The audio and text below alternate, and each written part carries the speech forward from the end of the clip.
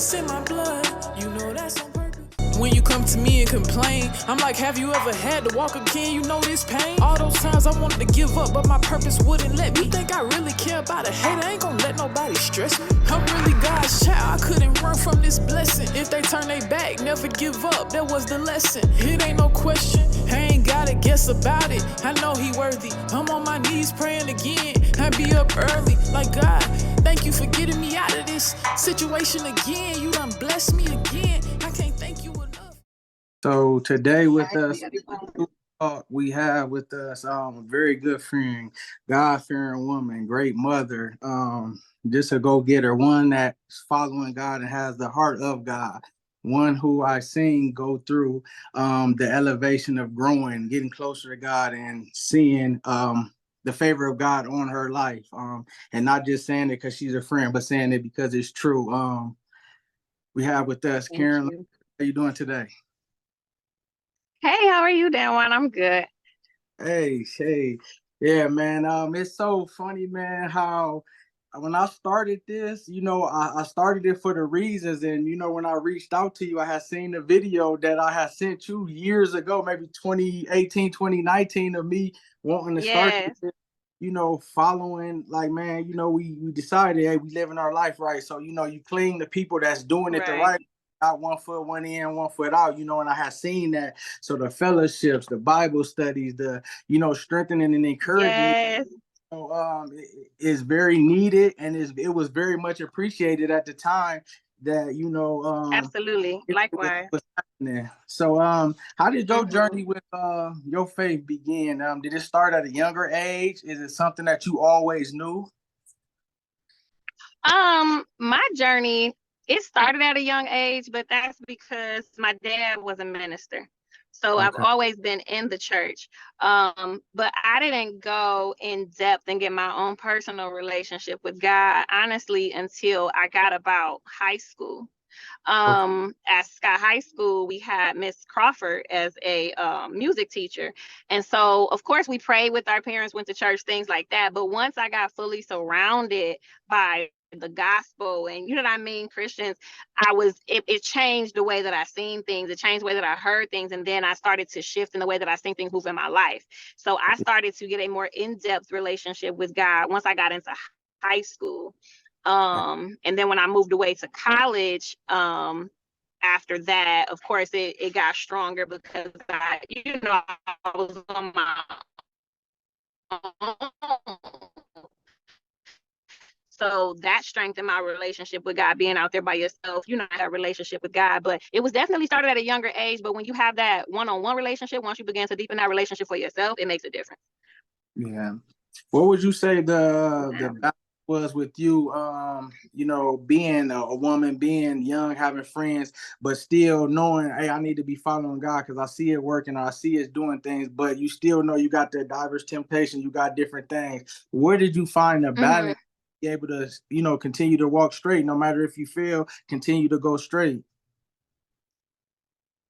Quite honestly, in terms of finding that balance, it was more so just my personality. I had grasped that I was different. And although, my lifestyle was different than my friends, although that temptation was there, I kind of just had that personality of standing strong in who I was and where I had grown into. So it wasn't really, it wasn't hard for me, but I cannot say that it's the same for everybody else. But I also can't say that later on in life, once I started to experience real life hardships, that it didn't cause me to grapple, with trying to figure out whether I want to falter to temptation or whether I want to, actually follow God, because again, that relationship shifted as well once life started to happen. So my personality, I'm a very strong-willed person. So my personality wasn't, it wouldn't allow me to pretty much falter. Like my friends right now, they'd be like, Karen, you never went out with us. No, I didn't.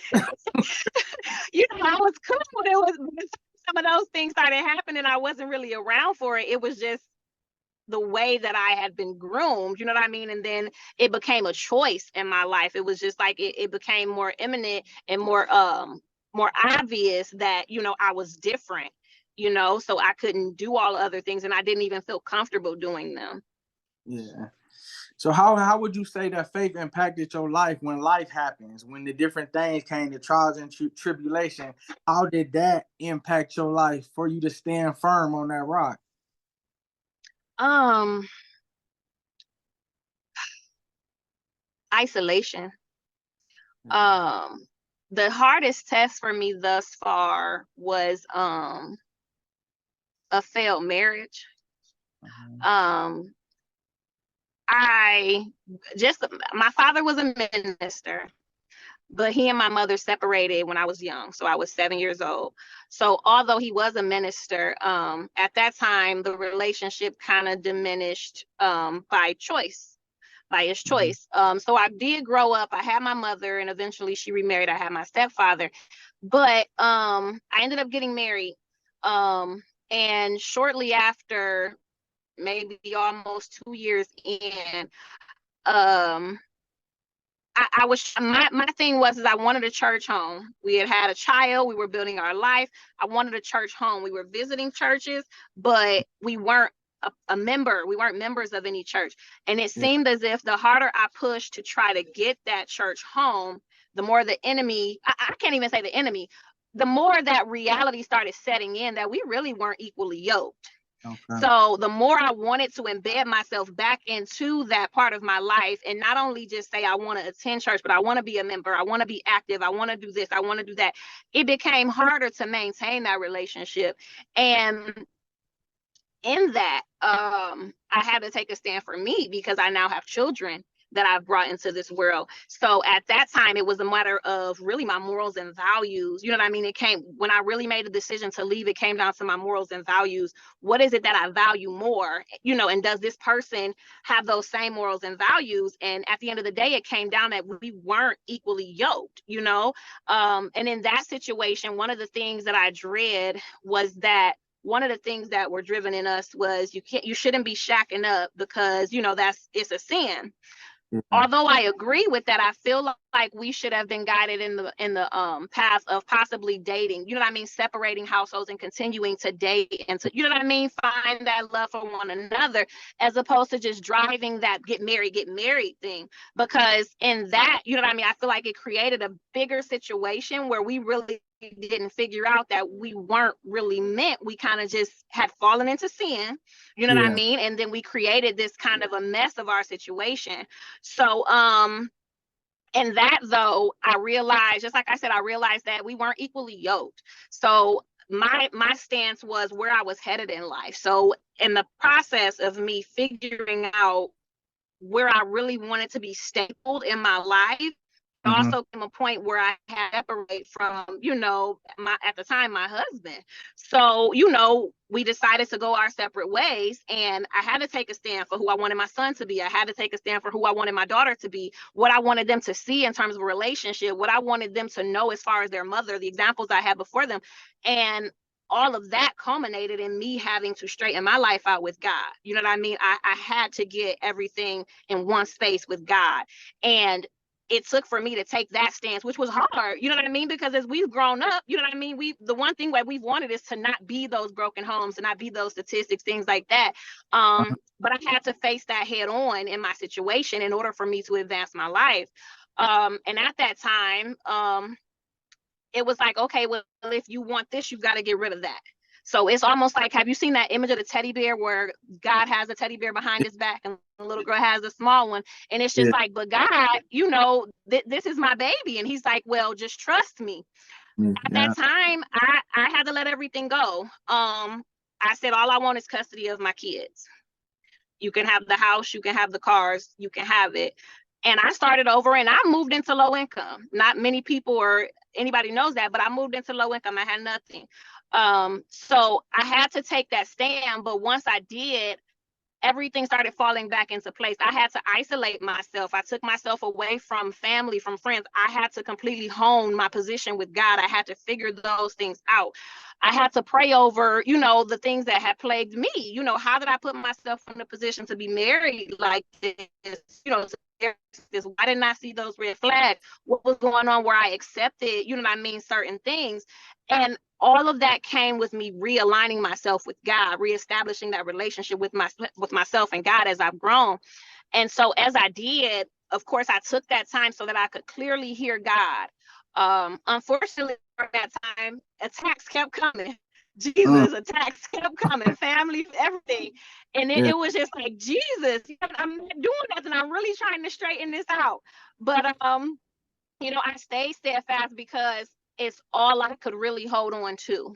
You know what I mean? Of everything else in the world, nothing made sense except God. You know what I mean? And the one thing that I had to come to grips with was I had to take accountability for going outside of God's will for my life. God, please forgive me. I had to repent. Please forgive me for going outside of your design. I made myself a target. I got out of alignment with you, and I made myself a target for these attacks because I wasn't doing what you told me to do. I knew better, but I didn't do better. So I had to take accountability, and I had to really just hone that space that I was in, and stuff just started falling into place. I got back into school, and okay, here you go, this promotion. A promotion from what? You know what I mean? I just come to work. You know what I mean? My truck broke down. Okay, well, here I had it at that time. I didn't have much knowledge about my credit. I knew it existed, but I didn't know what I had done with it. Okay, well, look, this is what you qualified for. You know what I mean? Go get you a truck. Jesus, my truck was in the shop. They didn't know what was wrong with it. You know what I mean? Here we go. So it was just like God began to show me, like, if you trust me, I got you. If you trust me, I got you.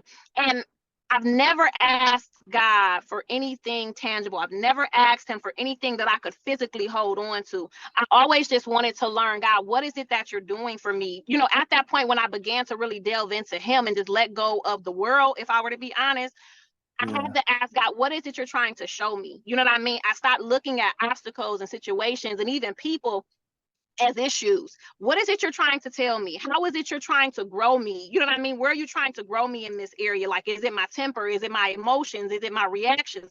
What is it you're trying to do? I have to completely submit myself to God.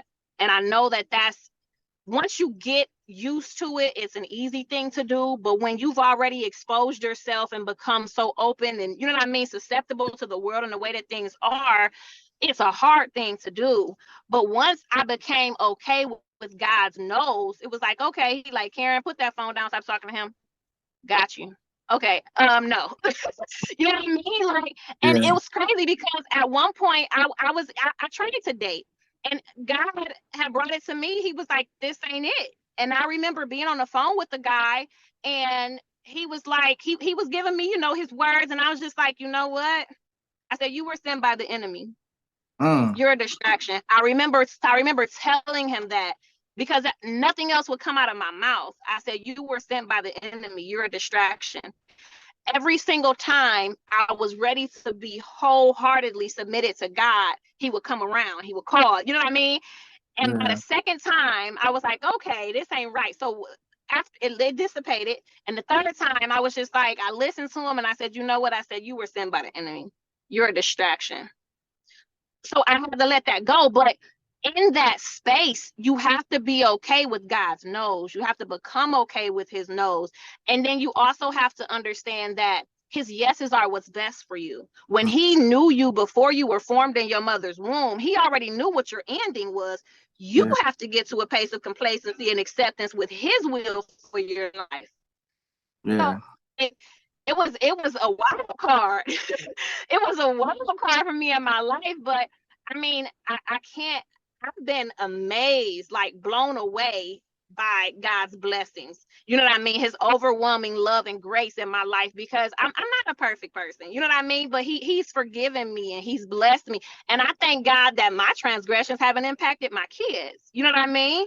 So it goes so much deeper than the surface. And even in terms of you saying, like, you know, choosing God and choosing that relationship, like, you have to wholeheartedly be there. You know what I mean? He loves you. He cares. He's always there. But you have to get yourself to that space where you wholeheartedly receive him, accept him, and even his will for your life. You have to relinquish you and your desires to him and his will. Yeah. And when you were speaking of that, what came to mind was the pruning process. God was pruning you, taking away all the things that didn't need to be about, and you were seeing it. But another is you had accountability. Once you allow, because like you said, God already know what we gonna do when we do. He know the end. to it. So you're accountable, and you said, Lord, forgive me. God's grace and his mercy is so sufficient. So he was able to work. Yes. Daughter, Yes. okay, now that you gave it to me, watch what I do for you in your life. You know, Yep. God's will is always the best will for us. Can you speak a little bit of that when you say something about equally yoked? What would you say to young women that might be in relationships, or even men being in a relationship, and they know it's signs? Sometimes we avoid the sign, but they're allowing lust, they're allowing pride, or just lack of knowledge. You know, what would you say to that? Being fast and knowing, okay, I'm not equally yoked, or seeing the signs and getting out of it before you cause more, problems, issues in your life that could come to you or your family. My thing with that is, be honest with yourself. You first have to evaluate yourself, because if you don't know what you want out of life or where you're going in life, you don't know what you should accept or shouldn't accept. So you kind of have to make that blueprint for yourself. You have to sit down and you have to see, first of all, you got to really do a lot of homework. And when I say home, I mean that temple that God gave you. You have to do a lot of that homework, because even in my journey, before I could even get myself to date again, just like I said, I had to sift through my childhood experiences. I had to sift through, the stuff, the reasons why, I went through what I went through, accepting even the man that I had, to figure out what my issues were with my father. You know what I mean? I had to really, and then even take God in, okay, Jesus, you are my father. I may not have had who I wanted to have, but you really are who I'm supposed to have. You know what I mean? So my thing is put out that blueprint. What is it that you really want for your life at the finish line? And once you do that, you'll see how your framework comes together. Oh, okay, well, in order for him to do this, he's got to be able to take accountability. In order for us to be able to move forward, we've got to be able to have some type of compromise. In order for us to be able to have children, we got to be able to communicate. We got to be able to, come together. So you have to build that framework of what you want in your life. And once you do that, again, it's hard or it's easy. You come to that space where you have people that's coming towards you. And it's not to say I have a list, we got to be dark skinned, 20 feet tall, 250 pounds built. No, it's that framework of, I need a communicator. I need somebody that's accountable. I need a praying man. I need a man that's going to go to God when I can't go to God. I need a man that's going to hold me accountable. I need a man that's going to send me to God. So you have to look at what you really want in the end and build that framework from there, because once you do, those red flags, when they pop up, you'll be like, you know what, this doesn't work. You know what I mean? Oh, you have a temper that's not conducive to us growing and communicating. You know what I mean? And it's not to say that person, that you can't work with that person, but the truth is that you don't want to mold a person into who you want them to be, because the truth is just like you do with clay. Until that clay becomes one of two things, it's either going to harden or it's going to soften back up, and it's going to change its form, right? So the question is that's a gamble with you. You really want a person to form themselves. And when you come to that person who comes in the same space as you are, okay, we both accountable. I know that I got to work on my money management, or I have already. I know that I want to build this house. I know that I want to have a healthy family. And in order to do that, I have to do this. You have to come with that person that has the same eyesight as you. You guys got to be looking through the same lens on two different ends. You can't create a person for you. This isn't Build-A-Bear. You know what I mean? So that's one of the things. And I had this conversation with young ladies in the past. A part of our issue as women is that we always want to fix things. Of course, we're nurturers, but we always want to fix things. So when we see somebody and it's like, oh, well, this is what's going on, we're not realistic about the fact that, you know what, we're in our 30s and we should really be established. I can't fix you. You know what I mean? You spend a lot more time in a lot more of these relationships. You spend it fixing and trying to mold a person. And then by the time they become that person, you wondering, why didn't you take me? Because you weren't supposed to fix them. We get in the way of God sometimes. Sometimes when you're doing that, you putting up a shield in front of God, trying to teach them a lesson. You're not helping them. You getting in God's way. And then you making yourself a target when you weren't supposed to be there. So my advice to them is to simply be honest with yourself. Build that blueprint of what you want in your life, a realistic one. I'm talking about from the soul, from the heart. I'm not talking about the physical being. Build that realistic framework for yourself. And then from that, when you encounter people, it's okay to say we better off as friends or associates. Be able to accept that. Whether they meet everything physically or not, be able to accept that this isn't what's supposed to happen. And another thing is pray over that person. Pray over that person. If you're dating somebody, okay, Jesus, if this is what you have for me, then show me. Also pray for your vision and your discernment. God, make it clear to me. No misunderstandings. You have to be very specific in your prayers. And I'm not saying ask for a 5-bedroom house, 2-bathroom. No, I'm saying, God, give me clear understanding of what you got going on. What is it? And even in that dating, realize that it's a learning process. Okay, God, so what? Okay, I'm impatient. I keep taking every single number that comes toward me. Sometimes you can see the spirit before you even take a phone number. Yeah. You know what I mean? But we don't, a lot of people don't see it because you're looking at the physical. Oh, he got a nice truck, his haircut nice, he got good hair, he got pretty teeth. Sweetheart, did you not see that red beam around him when he stepped out that truck? Right. You know what I mean? What about the way they approached you? So a lot of things we look past, and then as women, we trying to fix things. Build that blueprint for yourself. Yeah. Be okay when God says no. Yeah. And then a lot of times, which a lot of people guilty of too, a lot of people that we were friends with or that you were trying to date, we get into a lustful relationship and that messes stuff up. Some talk to, we know it ain't gonna last, but like you said, we like, yeah, let me see if I can for me. So we're selfish, our pride away. So now we're bringing sin into the mix. You know, sin leads to death. So that really messes a lot of up. So like that, and we switch roles, like you said. The man is the provider; they the ones that fix things. Women are cultivated, they're nurtured. Whatever you give to a woman, she'll give you back. That's how it's supposed to be. Or supposed to be reversed in a lot of different ways. You always very been much so strong to me, in my opinion. You always been very strong. A situation happened where you moved to Houston in your transition, and some things happened that caused you to move back. Why didn't that break you? Most people wouldn't have been able to take that devastating blow. It would have broke them, or it would have caused them to go 10 steps back. What caused you to stay strong in your faith and to not break you? Because that was big. The transition, you were living, you were seeing what God was doing, and it was all this stuff, and then transition happened. Speak on that. So you have to keep yourself grounded. You have to really keep yourself grounded. You have to, and in all thy getting, you have to get understanding. Yeah. So in my path, despite what I desire, again, I have to be okay with God's no's. Yeah. So at the time that the decision was made for me to move to Houston, I had a lot going on in my personal life. And you know, I'm just like, okay, Jesus, make a way. You know what I mean? It's time. I had told myself, I had committed myself to some of my older family members here. I'm like, I'm going to be here for them. You know what I mean? And so they passed away.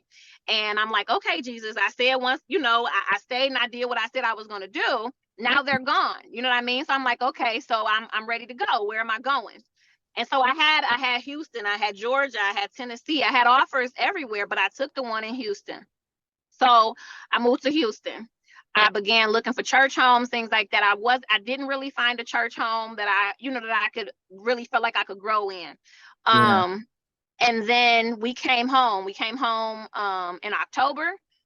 Me and my children, we came home in October. They seen the family and they were adjusting fine. My daughter had a little bit, she was a little bit slothful, but they were adjusting fine. We were moving around, getting acclimated. So we came back for Christmas. We came back on the 16th. And on Christmas morning, I got a call that my house was leaking water everywhere. It was leaking water everywhere. And so I'm just like, well, wow. You know what I mean? Like, didn't expect that. That's not a Merry Christmas gift. But so I'm like, okay. But the amazing thing is that when I was there, because I was teaching, I would play my gospel in my classrooms.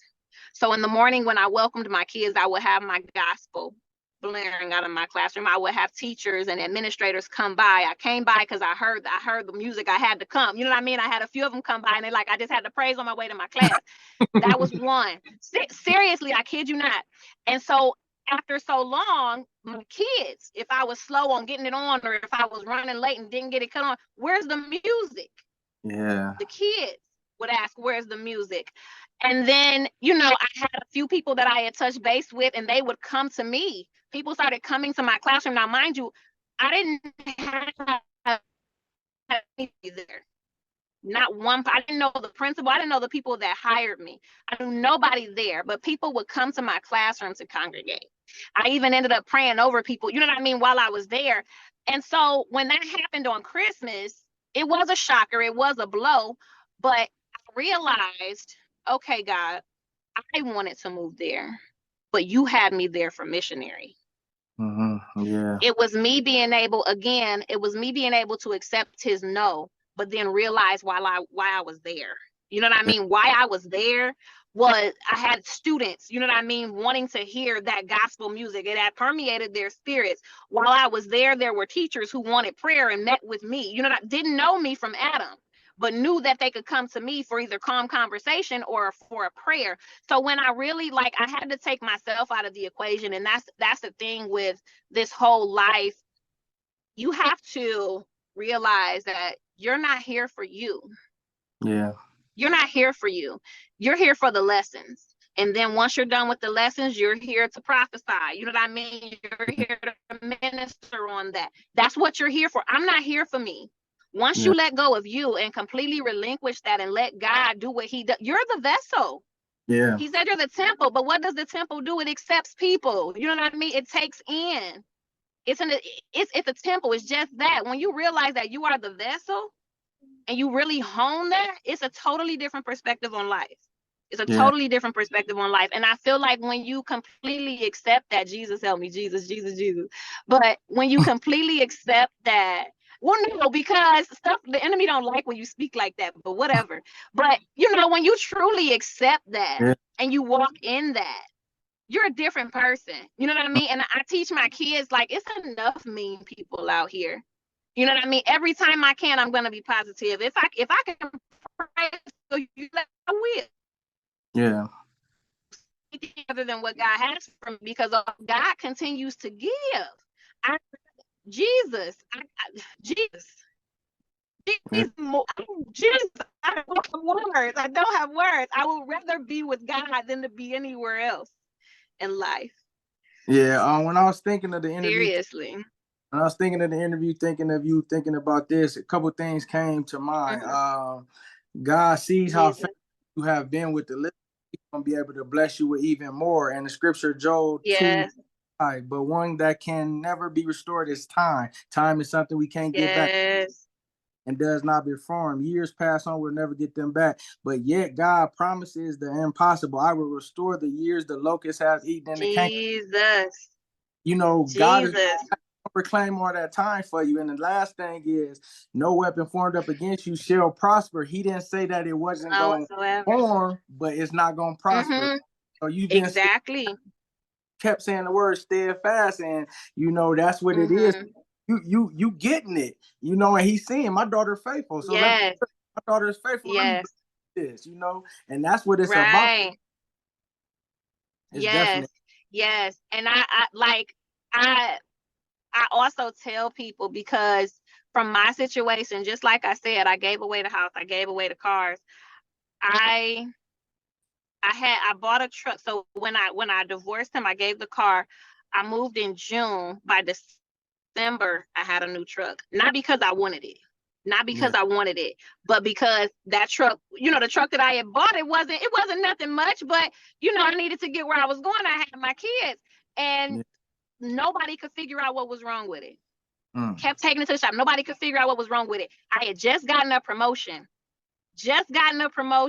And I'm like, okay, well, I'm gonna try it with the bank. I didn't know what my credit was like. I hadn't done anything, you know what I mean? But they're like, oh yeah, you're good. Go wherever you want to go. Jesus. I moved into low income, and it seriously was just me surrendering to God. Like, okay, Jesus, do what you gotta do. And one of the things that I continually add into my prayers is shake, move, and shift like you need to. Shake, move, and shift like you need to. And within a year, I had given my house away. A year and 2 days from the date that I had signed my house over to him, I bought a house. Yeah. Twice the size, no mortgage. Don't ask me. Jesus, bought it cash. Now, and I'm not saying that to boast. I'm saying because I relinquished my will to God.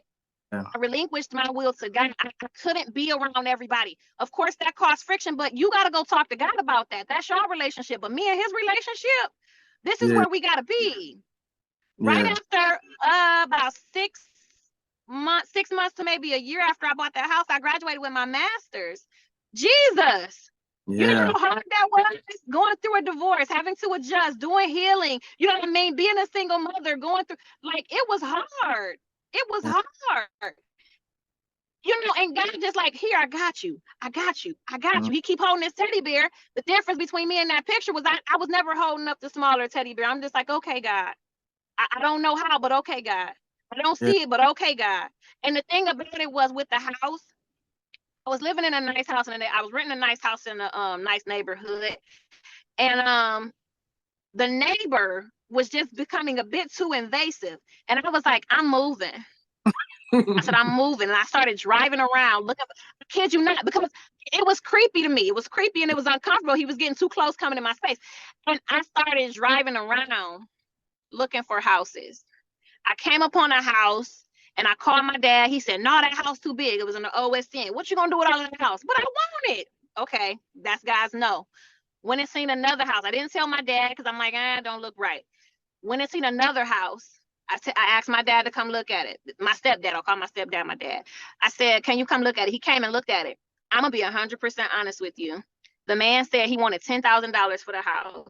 He said, I'm moving to California. He said, I don't want the house no more. I'm just trying to get rid of it so I can go. My dad, I don't know what my dad talked to him about, because me and my mom went outside and let men do men's business. My dad came outside. He said, if you can go bring him this amount today, you can have it. It was less than $10,000. All the house needed was, when I tell you, and the house isn't far from the OSN. It's only 2 blocks from the OSN. So that tells you, you know what I mean? But the way God works, wasn't ready that day. Yeah. I swear, I wasn't ready that day to buy that house. My dad talked him into a deal. He said, okay, when you got the money? I said, I was waiting for my school check to come. He said, when is that supposed to come? I said, next week. He said, all right, let's go back to the house. He told my mom, go get that money so she can get this house. And when my school check came, I had to pay him. But the thing is that when God is moving for you, when you're doing what you're supposed to do, you don't have no worries in the way. Ain't nothing in the way. Nothing. Just like I said, I graduated in between a year. It was like 8 months to a year after that I graduated with my master's. I was $150,000 in debt with my education. It's so many people out here like that. I didn't know how I was gonna make them payments. I called them and they was like, okay, so we're scheduled to start drafting $1,200 out of your bank account every month. Ma'am, the way society is, start paying no $1,200 a month. Right. 2 kids. I'm a single mother. So pandemic happened. Biden's forgiveness stuff came. I'm filling out everything. I'm telling my mama, fill this out. I want somebody I know to get it. Another case came up and my school was on that case. And I'm telling my mom, because she went to the same school. I said, Mom, fill this out. I want somebody I know to get it. I want somebody I'm telling everybody I know. I want somebody to get this. I'm okay if I don't, but I want somebody to get this. I got a letter. I got an email about a month ago telling me, okay, well, the student loan payments are starting back up, but you don't have to worry about it for one of these reasons. I'm like, okay, I know I didn't put it in forbearance, but whatever you say, the longer you gotta wait, trying to get some money. Gotta get me through Christmas. So that email came, and Thursday, got a letter in the mail. Your loans are being forgiven, dating back to 2011. That's my associates, my bachelor's, and my master's. Now, if you ask anybody that knows me, they'll tell you that if I ever told them about the lottery, I said, if I win the lottery, I just want to pay off my student loans. That's all I wanted to do. I said, I don't care if I have $1 left. I don't care if I have $50. I don't care if I have nothing. I want to pay off my student loans. But I'm saying that to say it's a matter of where your heart is. Yeah. God hears your heart. God Yeah. hears your heart. You really have to position yourself, and you have to be in your purest form. You have to be in your purest form. I'm not perfect. I drive my kids crazy. I'm not perfect. I'm not perfect. But I Yeah. promise you, as soon as I was able to make those realistic decisions, you know what I mean? As soon as I came out of that frivolous and careless mindset, because you have it, you have that mindset when you're young and you experience in life, and you know what I mean? When you do things. But once I came out of that space and life became real and I started taking things into perspective, I really shifted. I Yeah. really shifted. I'm mindful of what I do. I'm mindful of what I say. I'm mindful of where I go. I'm mindful of what I engage in now. If Yeah. we can't have a conversation like adults, then we'll have it at a later date. If the Yeah. only way you can communicate with me is by yelling and screaming and cussing, then maybe it's not necessary we have this conversation. Maybe we can cut ties and we can regain this another day. But Mm-hmm. you really but I'm telling you, that sacrifice, because the thing is that a lot of this stuff is choices.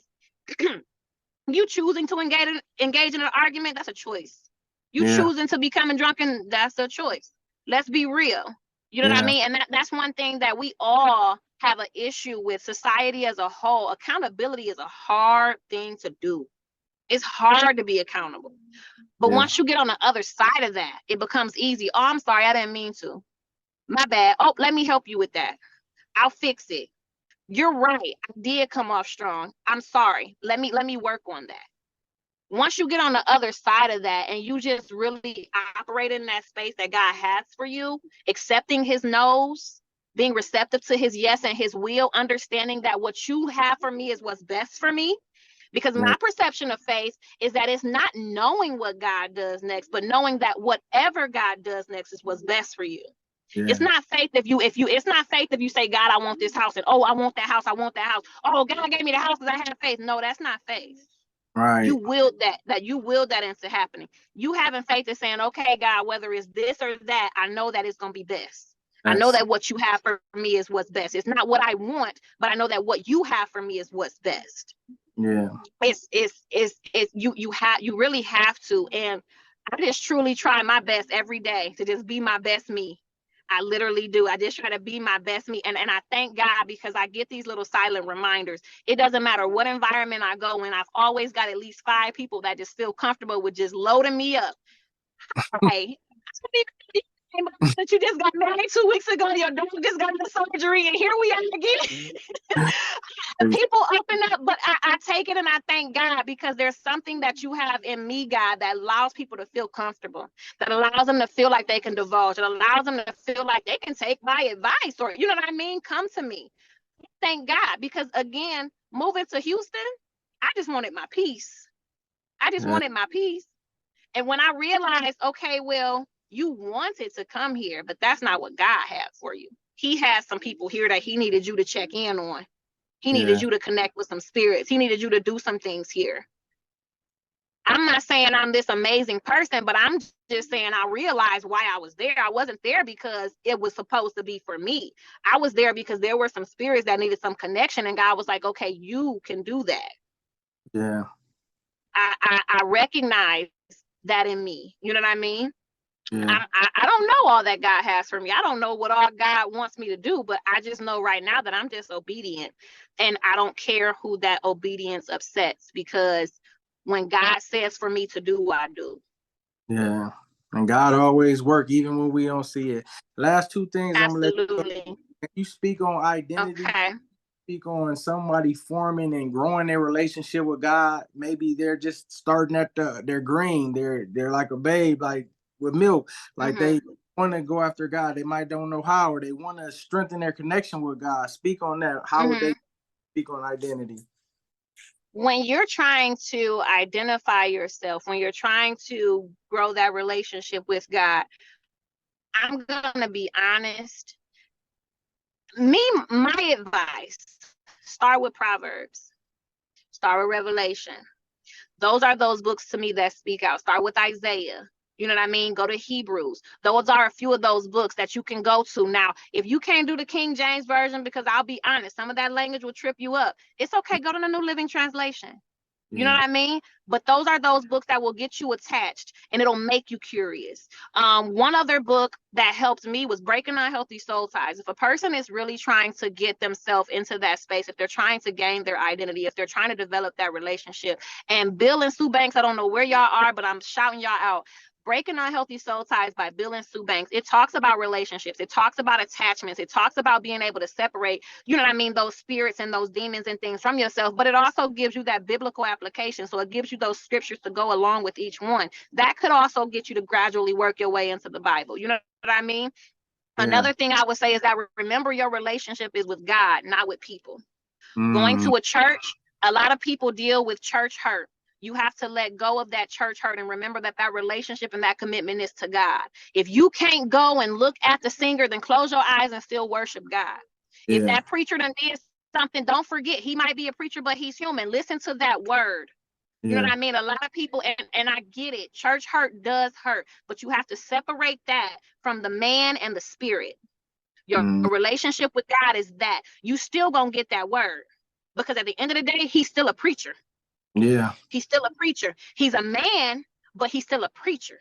Who God created him to be is the person presenting to you in the front of you in that pew, in that path, and in that pulpit. People got to separate that.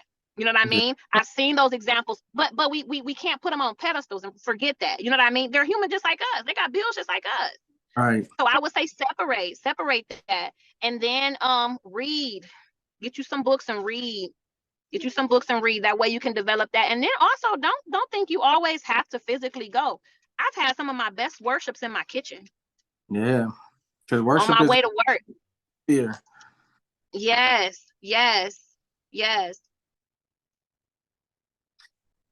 Man, that was you dropped some good gems, man. I was really speaking to you. I really appreciate this, Jesus. man. Absolutely. Man, Me too. I appreciate you having me. Yep.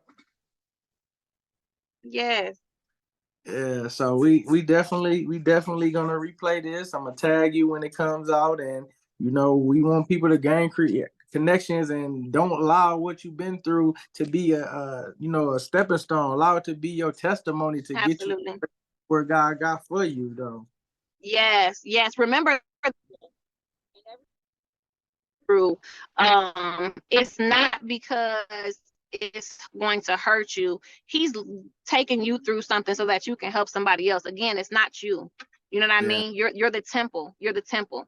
So you've got to separate that, and you've got to make sure that you're honing what God has for you. You know what I mean? You can't take it personal. It's not none of this is personal. It's all spiritual, if we're being honest. It's all spiritual. Every path you cross is with a different spirit. So are you going to be able to be strong enough to cast that spirit down, or are you going to let that spirit overtake you? What we going to do? Right.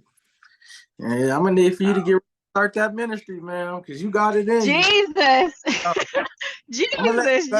Jesus. You connected to God, so he going to put it on you. And I'm glad you to be able to know who comes around you that needs it, and you able to get in what you need, like you said, Houston. So you being obedient in that is all going to continue to help people and change people. Thank you so much. Thank you. It's been great. I'll be in touch with you. Thanks for coming on with us. Absolutely. Take care. All right. Bye.